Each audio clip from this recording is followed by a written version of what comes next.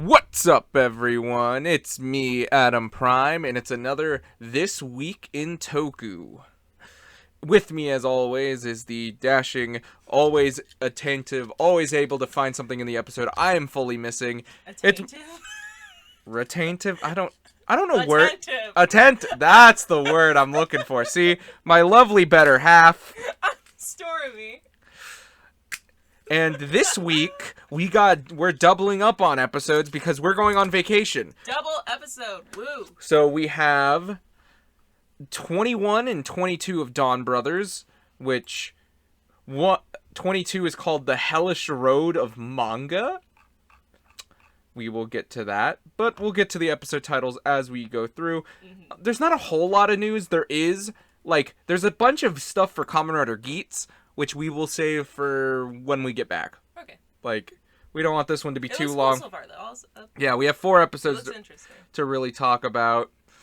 And other than that, we have something for more card sets. We have more of the Geats' writers. We have Buffa. We have Dan Pan. That's their real name. Oh. That's actually a pun, I believe. It's like a dad pun, if I remember correctly. Yeah. We have Pokemon news this week, but that has nothing to relate to what we're doing. I'm not in the Pokemon loop, so other than the fact I know that they released I think Squishmallows and Build-A-Bears. Yep. Alright, so Which are expensive. episode... we are doing Decker first. Right. Also, can I say this is probably one of the best weeks we could have had for a double episode? Because funny enough, the first episodes of Decker and Dawn Brothers didn't have a whole lot to them, so I'm actually kind of glad that we're tacking on 2 more episodes of those shows so that we have more to talk about. Yeah, but I feel like there's more to talk about in Dawn Brothers 21 than there is in episode 4 of Decker. Yeah. Episode 4 of Decker is This is called The Destructive Monster Awakens. Yeah, this was just more A standard. establishing. This was pretty much the Monster of the Week. Monster of the Week, the big plot of the show hasn't really come in yet. Yeah, there's no real big storyline. They didn't do anything more with the sphere this episode. But it's all What exactly happened at this one again? It's all centering around this hot spring in this certain city. Right. Because this capsule came up. Right. Oh my gosh, it's this one. Yeah, and honestly, I can say there is not a whole lot to talk about episode 4. It has It's a lot of really, interesting I comments, think though. it adds more to relationships. I feel like we really didn't get to see Raymond or what's the girl's name? We've been. Oh my gosh, I can't remember either. I felt like I was at the end of episode 5. I was like, you know what? She was a big focus on that episode. I feel like I remember her name now. She's gone. But main cadet, main what's her face? Their friend, third friend. Oh my god, move on. What about her? They were barely in it, but either of them. I do like that we got to see more between Hanejiro and Asumi. I think that their relationship, is really interesting. They have a lot of He had to cover for him at one point when he transformed into Decker. He had impersonated him. Yeah, he pretty much It's totally fine, guys. I'm great. And then he's just I don't talk like that. And he's like, are you sure? I love how sassy they are to each other. It's I like that. Matter of fact, even one of the points there was something where Asumi as Decker, you could hear him arguing and talking to him, so it was just him looking at the ship all angry, just going rah, And rah. apparently, he didn't. Hanejiro. No. Didn't Hanejiro, yeah. Hanejiro. Is it? Yeah, that's right. Hajimaro is the other one. Hanejiro didn't turn his comms off, so they heard a one-sided conversation. They didn't hear the or anything. Yeah. They're just who are you talking to? Yeah, he was hit this certain point and use your fireballs. They're like, what the hell are you talking about? All right. But yeah, and the Falcon went down, and they were like, "Oh God, is he okay?" And then that's when he impersonated him. Yeah. I'm okay. Okay. I wonder because one of the running themes in Dyna was everyone thought he was dead. Asuka died. Basically, almost every episode, everyone thought he was dead. Well, it became a joke where they were just well, now they just called him the immortal Asuka because he just kept coming back to life. Yeah, seemingly. Well, I wonder if they're gonna like only pull that like maybe one time.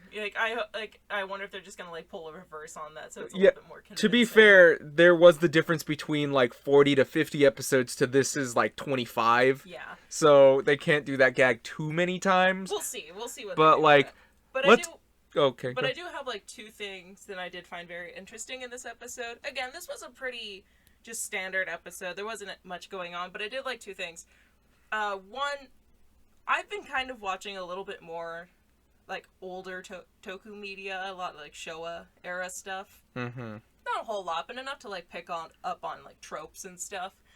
And I gotta say, something that like we saw a lot, like with like these people trying to build a hot springs because that's like what their town like that's their thriving point. That's like what their town depends on, and they're trying to build one. And it's like usually these are like the mustache twirling. Oh, I don't care about the environment. I need to build a hot spring. Like they're like low key evil. You know? And it's like they get their comeuppance with the monster or anything. But with this, it's presented in so much of like a more like realistic, like almost small business way like, of just it's a small town. We depend on this. Our town will die if we do not find more hot water for hot springs or whatever. Like they're like it's like it would have been bad for them. Yeah, and then they're not like trying to step on like the guts people. Yeah, they're not telling them you can't be here. You can't be here. You can't investigate. You can't. You know what I mean? Just like old grumpy grandpa, get off my lawn stuff. But with this, like they were like talking with them and communicating, like whatever you guys need, let us know if we can help. We just want our hot water back.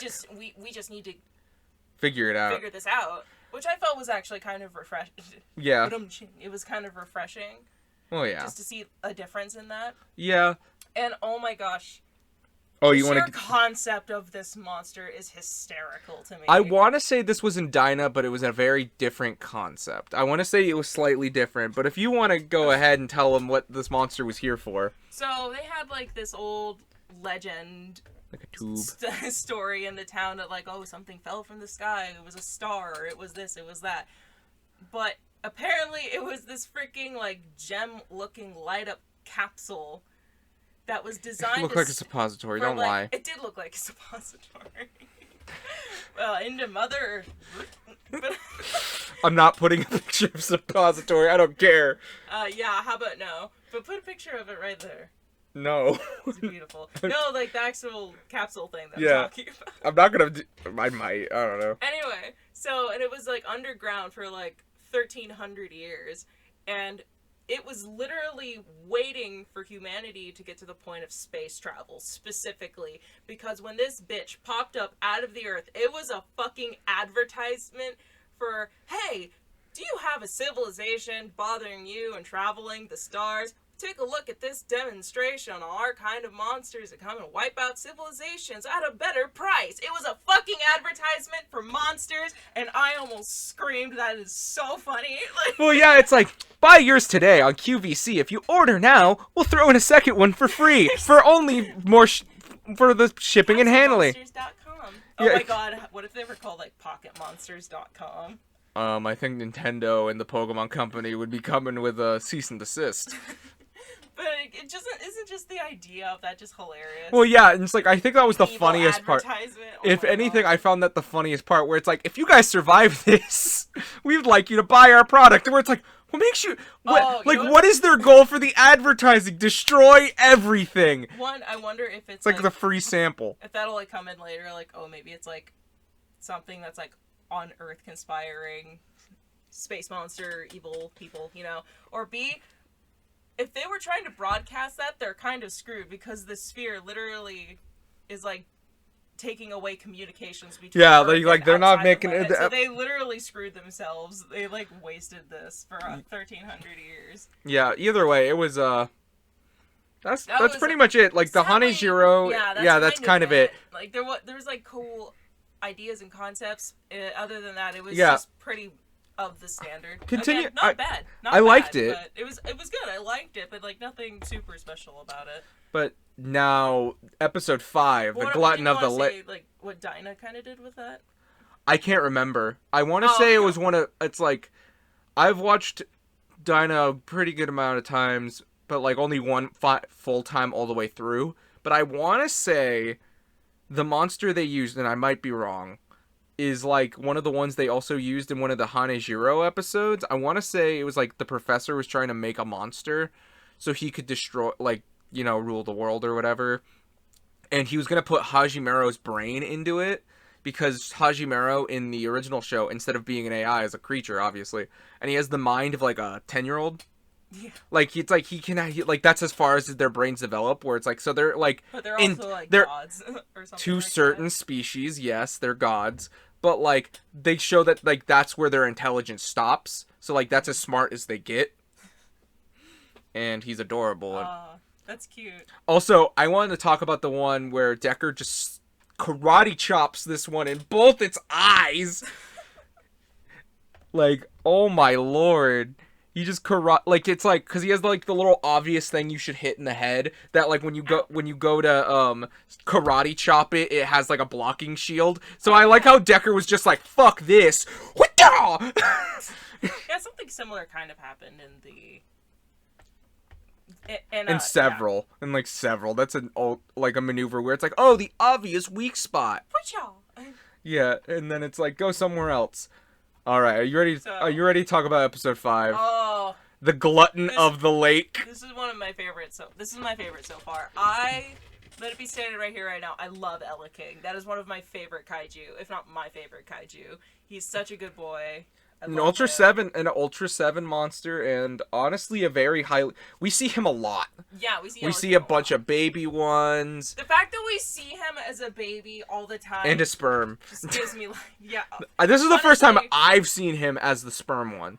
It looks like a tapeworm to me. It looks like his tail. Which this was a really cute story. And he like eats batteries. He like eats electricity. So they have like piles of batteries and a dog food bowl. Ah! But anyway, I'm getting ahead of myself. So anyway. Yeah, I'm gonna let you take the lead on this one while I do something. So do these species have a particular name, or is the it pit just like the pit aliens? The pit alien. Okay. Anyway, it's a pit alien. The one species that like they're all female. You know, we saw a pink version. That's that always was cool. That was their mom. Yeah, those are just always the aliens. Like, matter of fact, I think Elly King also comes from Planet Pit, where they're from. Really? Well, like that's what she said. I don't know if Elly Kings are female. I don't know. But anyway, so a lot of aliens probably got trapped on Earth. That was the coolest part of the story. Didn't they kind of do that a lot in like Taiga? There was alien immigrations and stuff. Actually, you know what? This does with less racism undertones. Like that episode with the pandan. Yeah. Oh. Pandon's your favorite. Oh, He loves the fire chicken nugget. He is my favorite. It's spicy. But anyway, so she ends up, on her Earth name she said was like Yuko. She got stuck on Earth because she was like... She crashed. She was on like some sort of space road trip. A year ago. And she got stuck when the spheres happened and her friends can't come and get her. But she had this tiny baby Elly King tapeworm. And it was like her only friend. She got a job in an apartment. She was just taking care of him. Feeding him batteries. It was so cute. But like she accidentally like just kept feeding him too much, apparently. Well, no, he was always hungry. He was always hungry, so she kept feeding him, and he grew too big. She threw him in a lake, and like he just kind of got too big, and he was just kind of like wandering around looking for food because he was hungry. And at first, you know, everyone attacks him thinking he's just trying to like cause blackouts and destroy the city and typical evil stuff. But during the attack, like she in her human form runs up to, oh my gosh, what's her name? She says her name. Yeah, that's what I'm actually looking for right now. I remember she like introduces herself a little later. Yeah. But yeah. Like Elly King has a name, by the way. The main guts of the female trilogy of the Guts members, I guess. The trifecta, the Triforce. But she accidentally gets hit on the head with a rock, and she takes her to her apartment. Helps her out. She tells her story. She shows her that Elly King, or Ellie, I believe she calls him. She calls him Elly. And like damn Elly. Yeah, we don't know. She shows that they mean no harm. Like they're just hungry. They do a little dance. She wants her snacks and goes back to bed in her lake. And she's like, okay, I'm gonna like talk to TPU Well, no, she's like, I don't know what they'll do. I know that they'll help you and keep you safe, but I don't know about Elly King. So she goes up to Honeyjiro, and it's just like, so we have any big batteries? He's like, yeah, we have this giant one that's meant to power all of Japan for like 3 days. Where is it? It's exactly in this spot. Great. Don't tell anyone I was here. And then she leaves, and he's just got like, I love that you point out he had like the hands. Like, yeah, his hands look like they're like, raised up in like the like, hey, why do I have to keep all these secrets? Yeah, even he mentions just like, wow, these Guts members sure have a lot of secrets or something like that. And then she goes and she tries to steal it. And like, this is what we saw in the preview, like them in the elevator, like yeah, like they see her trying to steal this giant freaking battery. Yeah. And then she gets caught, but like she talks it out.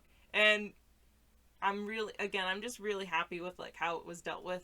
Where like the big chief dude is just like, oh yeah, the commander. Like after she gets caught, you made 2 big mistakes. 1, you almost did something that completely broke my trust in you. Yeah, and almost. 2, why do you feel like we wouldn't have sympathy? Because we're all being affected by this sphere. Of course, you know, we're gonna.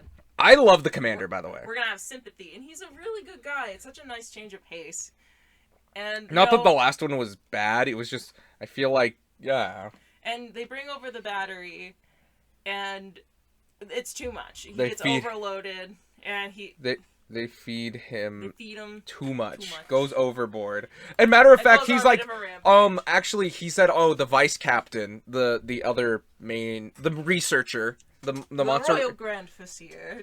Yeah, she was like, he's like, well, she's not here, and I don't know how she would react, but we'll protect him. Because she was in a meeting, I guess. And then, of course, like, that comes back later. Yeah, and she's like, do not, you could overfeed him. She's like, you dumbass.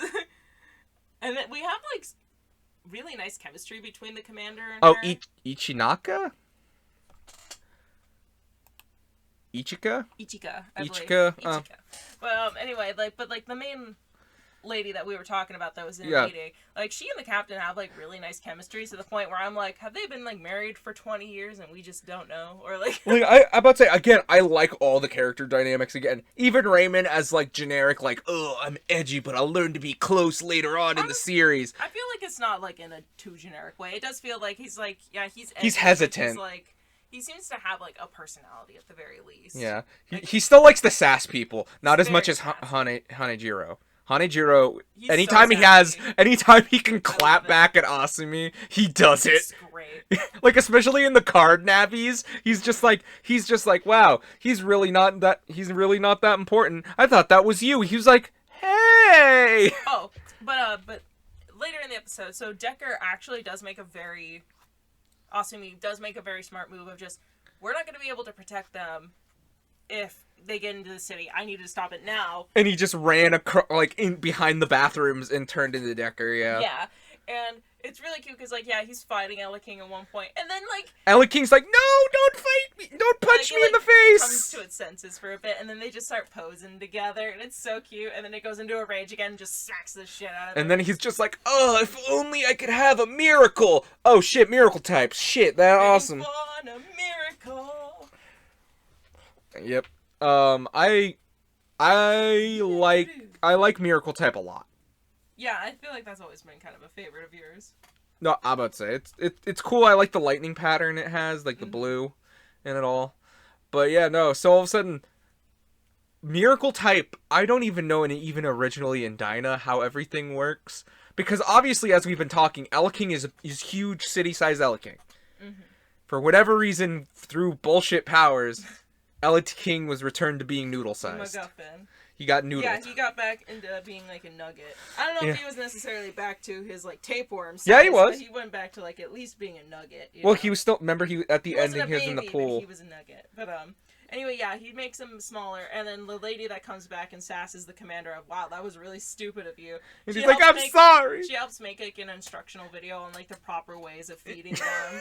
I love really that it's cute. And then like we see that like Ichika and Yuko. have like become friends. Yeah, they're all just sitting around with Elly, just being like, "Oh, here's your batteries." Ah, he's so cute. It's like, By the way, I need to make sure I love these that are she enough wrapped up batteries. a car battery like a bento box. That was really funny to me. Oh my god, yeah. She's like, well, then then all of a sudden, I went to go feed her. Has a car battery on the table with the jumper cables. Can you imagine if you just like. If like you just had a kid with like a really big appetite, you just slapped a whole ass turkey in front of them, like it was fucking Thanksgiving. Like, here you go, kid, here's dinner. Well, if you watch Friends, Joey. That is just Joey, isn't it? Joey is Elly King confirmed. But honestly, like I really hope that these characters aren't just one-offs. I hope they. I don't know if she'll come back frequently, so but I could see her near either when like they break the barrier.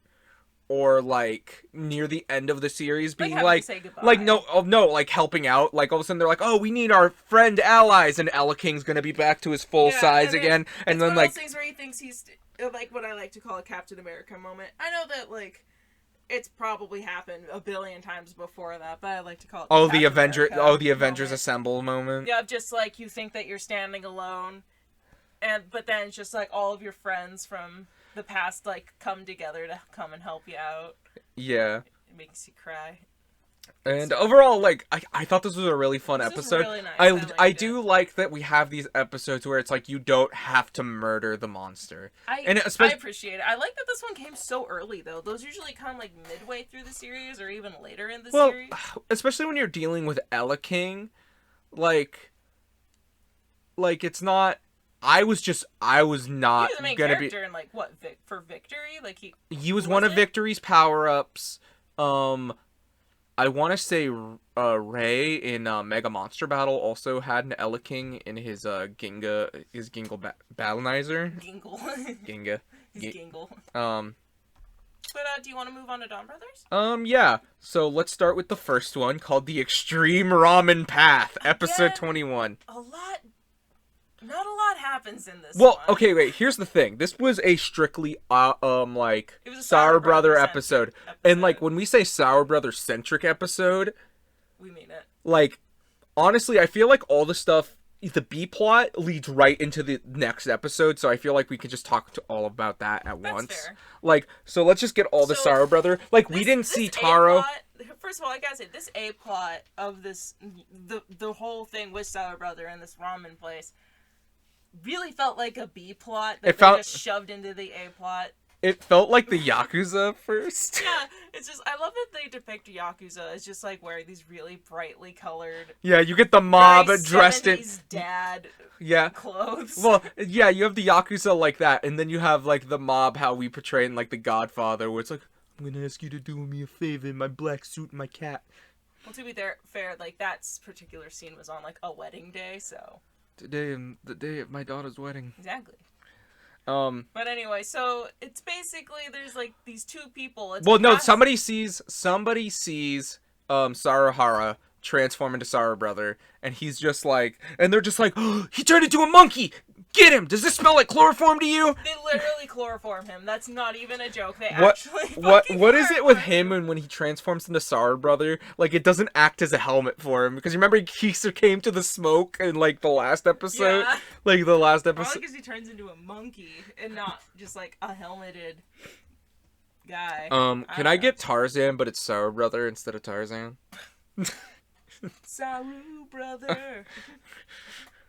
But anyway, it's like, we could just go in and explain this, but I feel like we could probably just give a quick rundown of just kind of what happens. Well, it's pretty much a noodle feud. Yeah, like that's it. Much. That's it. But we find out that the past. We have learned about some of the past Dawn Brothers. Well, Dawn Brothers in quotation marks. Yeah, because like none of them have stuck. Apparently, they've gone through over like.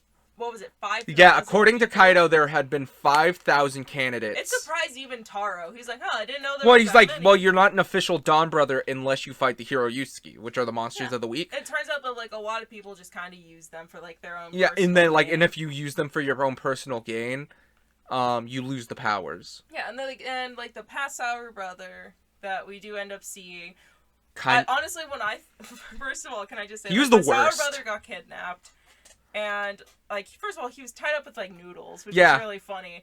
And then when someone busted through the door with a van, I thought that was Taro coming to anime the hell out of them and be like, you messed with the wrong monkey. Like, Yeah. Also, okay. but, anyway, so it's like, they're just kind of feuding because one guy, like, Stole an autograph. an autograph of, like, a soap opera that this one guy likes, and he wanted to start his own ramen shop. He wants the special but sauce. he's like, I want your fucking special ramen sauce. And that's pretty much it. Sour Brother demonstrates that he's a mind Jedi and can basically bend time and space. Well, no, he shows his power of imagination again. Like literally one of the first scenes after he Sour Brother's saved by the past Sour Brother, like he walks into a noodle place and they're like, "Oh, the professor, you want your usual?" And he's like, "Yes, with extra bamboo shoots." Gives him an empty bowl. Empty, and he's just sitting there eating, and he's with his imagination. Like, I always eat like this, and I'm just all I could think of was someone actually feed this man. He's probably actually starving to death. Honestly, that's kind of what I love about the character. Like, because it's like he feels like he playing pretend. He just is walking around living life as he's like, fuck it. He's so weird. He's such a weird guy. He's such a weird man. But yeah, no, but here's the thing I want to say about the past Sour Brother. Like, he was the worst. And he was even questioning, he's like, oh, maybe if I fought monsters, maybe my life would have turned out better. Yeah. But then, like... Well, it kind of shows, like, it's just kind of showed that he was a selfish kind of guy. Well, yeah, and, like, that's actually why, like, the dude, like, he became a monster. Because he was just like, I want to have the answers. Where it's like, why do you fight? Like, why are you doing this? Like, it's like, what's your reasoning? Fight. Yeah, it's like... And, like, Sour Brother's like, I'm just doing the right thing. It's like... It just felt right. Yeah. It just came naturally. Yeah. And we do, like, it's at the very end, we do see that, like, he opened up his own little ramen shop. Not like a shop, but it's, like, one of those, like, on wheels. Yeah, a ramen cart. Ramen cart, thank you. And, like, and he just has his own sauce now. And Taro goes... Sarahara goes to it. You extra bamboo shoots. It's like, you're very observant. And they just it's an imaginary. It's an imaginary ramen cart. How funny would it have been if he would have like critiqued it, just be like, not enough soy sauce or something like that. Oh shit! It's like it's fucking empty. Honestly, you know what I always love, and I guess this is getting into episode 22, which is the Hellish Road of manga. This was fun. Because it's still on Sarahara. Like, I like that Taro is like one of the few people who can get under his skin. Like, you could see him getting mad about it. Like, they're literally talking about Jiro and how we shouldn't try. Like, Jiro is there. Jiro is no longer in his like horrible personality. Yeah. And he's apologizing. He's like, I don't remember. I'm sorry. He's like, just please, like, I want to help you guys. And they're like, no. They're like, no, we don't want to almost get murdered. And Taro's just like, actually, let's keep him around. Keeps him on our toes. Keeps us on our toes. I like jokingly was like, keeps us on our toes. And then he immediately actually said it. And I was like, haha. So yeah, Taro is just in. Like, and all of a sudden, Jiro and Taro leave, and there's this little scene of just like, I have a picture of it of Taro's just like, oh, we're both Dons. He's like, yeah, I'm Don Dragoku, and he's like, and I'm Don Momotaro, so we're connected via the Don clan. And Jiro's like, are you my big brother? And he's just like, no, my little brother. And then there's like a moment, and they're just like staring at each other. He's like, nah. And Jiro like leans forward and he like for falls. a hug. I was like, what the hell are you gonna do? Fucking kiss him? Like I think they were probably just gonna go for a hug or something. He was just like, nah. He's yeah. Like, nah. I'm realizing we didn't see Inoue brother in either of these episodes. Yeah. Well, honestly, like there was technically we did. But... Well, yeah. But honestly, even that episode 21, like you barely saw anybody outside of Sarahara. Like it was only him. Yeah. Like, and like you said, he mind-bended the old Sour Brother and, like, the weird noodle guy into believing that they're in a desert, and they're like, there's a bottle of water right there, but only one of you could drink it. And he's just like, mine! Yeah, he literally goes, mine, and, like, runs out. But, do you want to get into the other plot, though? Yes. It's the B plot of the ramen one, but it turns into the A plot of the Hellish Road. So, Sonaza... 2 people got kidnapped that episode. Yeah. So Sonaza kidnapped Haruka, and Haruka was okay with it. Yeah, she's like, this will be great. Because, like, apparently reading her manga made him feel something. Yeah, he's like, he might understand emotions. And my god, this guy went from a very stoic, very, like, I guess rock-faced, person to just very animated. Like, he's, like, constantly, like, yeah, but it's like, arms and but yelling. like, but he still plays it very, like, stiff. Yeah, it doesn't feel like a different character or anything. It still fits and it makes sense, but it was just so funny to see this guy go from nothing to just, ah! Yeah. It's kind of funny. Exactly. And honestly, like, we only saw little bits of it in 21. Like, we see him do the initial kidnapping, her accepting, like, doing it, just be like, okay, I'll draw more, and it's just like, oh, he actually likes my manga, this will be and then he hands him her she hands him over some pages, and he's like, these are trash, and she's like, now he's my fucking editor? What the fuck? But, like, then she gets, like, comes back of her own free will because, like, she's in, like, this big slump. Yeah, and she's just like, and then she even has, like, this big realization of, oh, like, if I can help him, it happens. If like, my manga's so good, into like, it happens later, like, actually in the 22nd episode. Yeah, Hellish Road. The Hellish Road manga, where, like, she's like, oh, I could, like, help bridge the gap between us, because obviously we're fighting because we don't understand something, and if this is something that can help, then I should probably do it. But then it kind of leads into more shenanigans. There were so many different gags for the Hellish Road of manga episode. Like, we get the opening scene, and it's him reading the manga. He's like, oh, so on this first page, you introduce a new character, an exchange student. She's like, yeah, it's an old trick. And then for the next 3 pages, there's another, it's like, and I'm also an exchange student, and I'm also an exchange student. Like, there's 4 exchange students, and then the teacher, who is played by Kaiji brother. Like, all of them are played, like the first obvious, like, transfer student is based off Haruka. The second one is based off Taro. The third one's based off Sonoi. The fourth one's based off Tsubasa. And then the 5th one is Kaji brother. And then later on, she even draws the other 2 Naoto. Mm-hmm. She even draws, like, the guy she's doing this with. Yeah, Sonoza, one of the Naoto. Yeah. No, I'm realizing no Don Murasame this episode. Yeah, we didn't see him. I didn't even think about that. But, yeah, like, some of the shenanigans, like, the author that she claimed that plagiarized, like, she is, like, wearing, like, a giant rabbit suit. Because apparently, yeah, they don't want you to see his face. It was a bunny costume. Like, anyway, it's, like, this big pink bunny. And, like, she and him, like, challenged them to, like, a fucking, like, manga competition. And they even, like, make the same freaking, like, beef stroganoff dish. Yeah, we're like, I'm wondering what the hell this is gonna be. You mentioned something, like, as a joke, but I honestly wonder if it's going to be a thing. Oh, her from the future? Yeah, you said, like, oh, what if that's just Haruka from the future? And I honestly am like, maybe. I'm also wondering if, since we just saw a past blue, maybe we'll see a past yellow. Yeah, maybe this is another Oni sister. Another Oni sister. Plot twist. It's Kaido. It's her aunt. Oh my god, if it was her aunt. I was gonna make the joke if she pulls it off and it's just Taro. Like. Oh lord.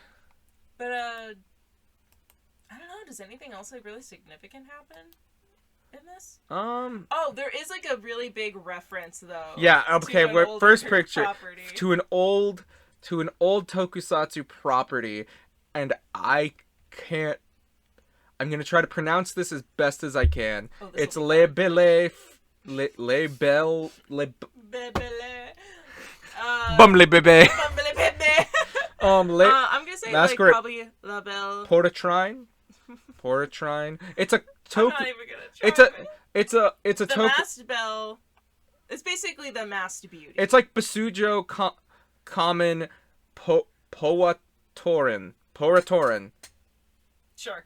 Partrine. Basically, like, the Masked Pork rind. Beauty. The Masked Pork rind. Funny enough, this is also this is on YouTube. The Tokusatsu network. Not on right? the Tokusatsu. It's on the official Toei Tokusatsu World official Right, and there's like the first at least 2 episodes of this that we and saw. we watched a little The bit intro. of it. It looks weirdly really fun. Well, We might have to go and watch that at some point. It basically just looks like an old, I'd say probably 70s, like just this bad bitch with a flying Ferrari. Apparently, it's the 11th installment in the Fuyoki comedy. I was in the middle of talking. Ow. I'm sorry. But continue. Anyway, so it's basically like this. Again, it's more than likely 70s, right? 1990. Oh, 90s. Wow. But it's basically just what looks like a Fast Anisha bad bitch in a flying Ferrari in a Kamen Rider magical girl outfit. Well, the funny thing is, it was created by Shotaro Ishinomori, the creator of Kamen Rider and Super Sentai. Well, that makes sense. Yeah, I guess that's his magical girl series he did. I'm like from what I'm hearing right now. So. But what were you saying? But yeah, no. So. Yeah, that's like it's like a full reference. Like they put the mask in a very similar way right over. They had like the same toy. Basically. Yeah, like the same weapon toy. Because I bet you it's all Toei that did the show and everything. So yeah, they straight up reference that. They do another almost magical girl like reference with the white Naoto. Because they do it, because all of a sudden she's like, oh, and then there's the dance club manager or whatever, and they got into sync, and she also becomes a hero. Yeah, and oh, sorry. Jesus. Well, I know it's not Sano's, the guy she's with him with. I don't remember his name. Oh, Snow. Sanoza? No, the one you said is right, because it's Sonoi, Sanuza, okay. and third one. But yeah, the third one. But anyway, like, Sano's actually like that one. Yeah. Funny enough. Yeah, and then that's when they bring in the back to come keep writing, and like, they're already done. He's already gone, and like the freaking pink bunny person, like wrote everything. Like I don't know whether it's like they wrote the freaking like one thing that she wrote with a bunch of transfer students, or if she actually if they actually wrote what had happened, because maybe that's because she says in that moment, I will outdo you, and at the final part you see her throw all the pages and it flashes the panel that says I'm going to outdo you. Yeah, so it's just like, what's gonna happen? It was overall a really interesting episode. Also, can I just say, like, her idea of I would love to have either a short anime or a manga where either it's a big chunk of brand new transfer students come in to the same classroom and they all fall in love with one girl, because that actually sounds very funny to me. Or if it's just a new school got built so no one knows anyone. Everyone's a transfer. Is new. They're all brand new out of college teachers. That also sounds really interesting. Oh wait, but they did get creepy a little bit, because one of the teacher. Yeah, they had the teacher confess to her, and I'm just like, ick. I don't know how I feel about that. I feel like that's one of the ones he rejects, though. Even if everyone is of age, that's still power dynamic. So, no. Don't do it. No. Yeah, no. Overall, I want to say this was a really fun set of episodes for both shows. Again, like I said... Of all the times to have a double episode, I feel like this was the best time, because we would not have had a lot to talk about if we were just talking about the first two. Yeah, and overall, I think this was just a fun week. Yeah, that's what. Well, fun 2 weeks, because we got behind a little bit, and since we were gonna be gone, we waited off, so that's why there's this. I hope you won't miss us too much. You probably won't even notice we're gone. Let's not lie. But overall, any favorite moments? Any favorite moments from both episodes? Oh, that's a good question. Darn. I mean, it's probably gotta be when Decker and Elly King were just posing together. That was so cute. It made my heart melt. That's pretty good. Do you have any favorites? From Decker, Hajime Hanejiro's little hands just being like, "Hey, come on!" Cigarettes and just being sassy. But again, I like that Sarahara mind-bended people. Yeah, that was pretty funny. He's doing Chris Angel moves, I guess. Mind freak. Mind freak! So yeah, I think that's pretty much it. Alright. What do you guys think about these episodes? Which episodes did you guys prefer? Did What's your favorite kaiju monster? Because again, Ultra Kaiju or just general Kaiju? I feel like I meant Ultra Kaiju. Like, because again, yours is Pandon. Pandon's my favorite. And mine is probably Elly King. So, what are your guys' favorites and why? I want to know. Would you read the Ultra Kaiju Humanization Project? Oh my god. We'll talk about That's that a whole another other day. discussion. I'm about to say we'll talk about that another day. Anyway, So I think that's pretty much it. Any other questions? I don't think so. Have you watched the show we couldn't say the name to? Yeah, definitely go. Again, it's for free on YouTube. Definitely go check it out. You know, it seems like a lot of fun. Yeah, I'm about to say Ishinomori did it, so it has to be. Seems like some good old fashioned Showa. Yeah. Showa cheese. I love it. Anyway, thank you so much for listening. We hope you had a good time. And until whatever we do next, bye.